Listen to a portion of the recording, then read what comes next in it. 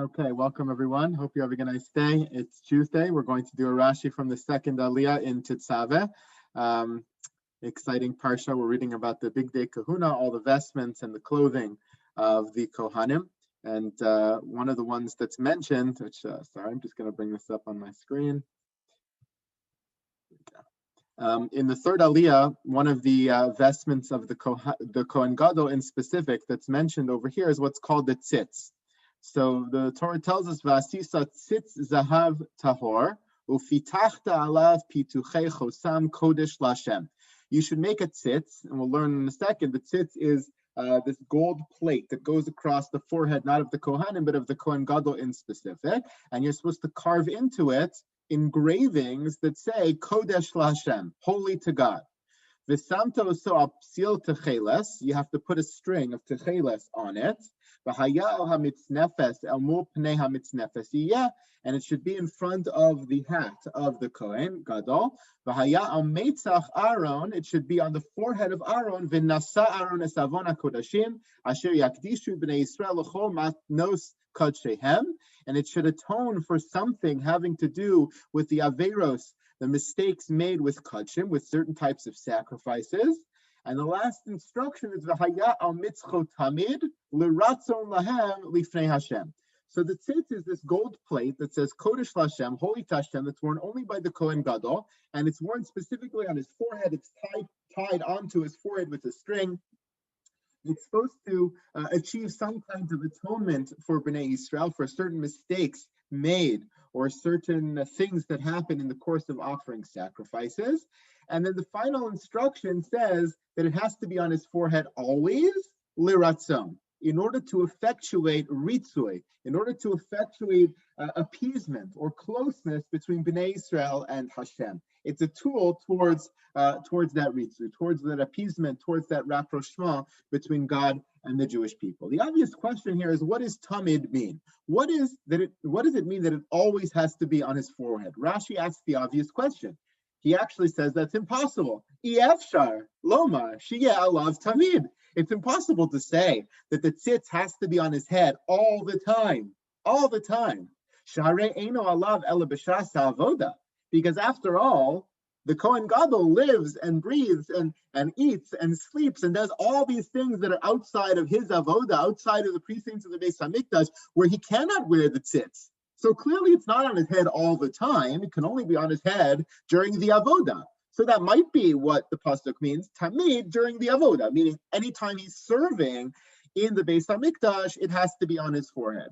That could be, but in general, it's challenging to figure out what tamid means over here. It's not the only time it's mentioned. Of course, in numerous places, in Truma, Teztave, and various places in the Torah having to do with the Mishkan and its vessels, tamid is mentioned. And in each one of those, we have to figure out exactly what that means. And it might mean different things in different contexts. Lahalos ner tamid, it says by the menorah. Does that mean that the menorah is lit all the time, every second? The showbreads, the lechem apanim, have to be on the shulchan tamid. Does that mean they're on the shulchan every second? So in certain contexts, it might mean consistently. In certain contexts, it might mean not consistently, but not always, but it might mean consistently. So it might mean different things in different places. The question is, what does it mean over here? And Rashi brings a very interesting take. The Gemara in Yuma discusses this, the machlokas between Rabbi Yehuda and Rabbi Shimon, whether the tzitz effectuates the ritzui, the ratzon here, the appeasement between God and the Jewish people, only when it's on the forehead of the Kohen Gadol, or even when it's off the forehead of the Kohen Gadol. And Rashi takes that second approach, and he says something very powerful. What is tamid l'ratzon lahem? The tamid is coming to modify not the haya al mitzcho, but l'ratzon lahem. The haya al mitzcho means it's sometimes on his forehead, but it's tamid l'ratzon lahem. It always effectuates ritzui for them, as opposed to saying tamid modifies al mitzcho, right? The haya al mitzcho tamid should always be on his forehead. And by the way, the purpose of being on his forehead is l'ratzon lahem. Rashi says no. The haya al mitzcho, it should be on his forehead, and then tamid l'ratzon lahem. It should always be a ritzui even when it's not on his forehead. As Rashi says, tamid l'ratzon lahem afilu eino al mitzcho. Shelo haya Kohen Gadol oved be'osa shah. Even when he's not being oved, even when he's not serving, even when the tzitz is not on his head, it still effectuates a ratzon.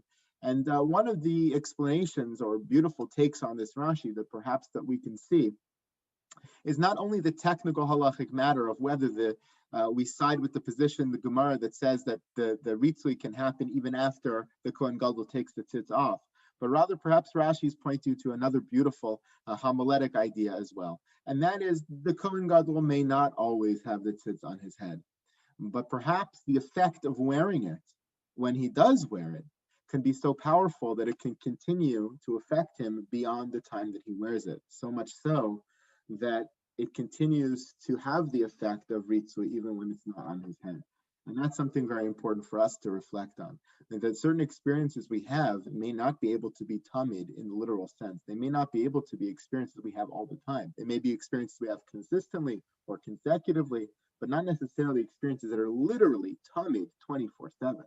But if the experience when we do have it is powerful enough, then it can really be tamid. It can continue to affect us all the time, even when we're not in the midst of that experience anymore. And maybe that's exactly what's happening over here.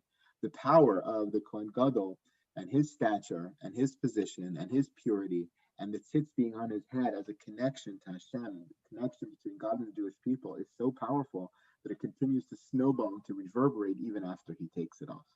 Thank you so much, everybody, and have a wonderful day. Thank you, Rabbi. Rabbi. Have a good Thank you, night. Rabbi. Thank you. Have a good day, everyone. Thank you, Rabbi. Bye-bye.